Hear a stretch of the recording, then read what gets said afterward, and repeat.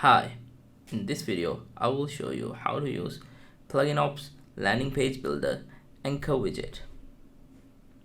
So let's see how anchor widget works. For example, if you want this button to or any link on this landing page to scroll to another section of the page, you will need anchor widget. Let's say we want this join now button to scroll the page to this sign up section. To do it, what we'll do, add a new widget called anchor.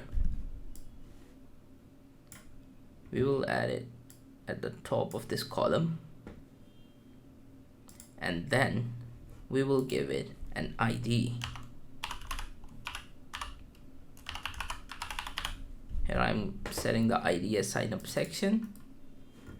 Then we'll go back, edit the button widget, and in the button link option with this pound sign or hashtag sign, I will paste the ID of the anchor widget. Simply, once I've done it, I will save the landing page, preview it. Now, when I click on this join now button, it will scroll down to this section.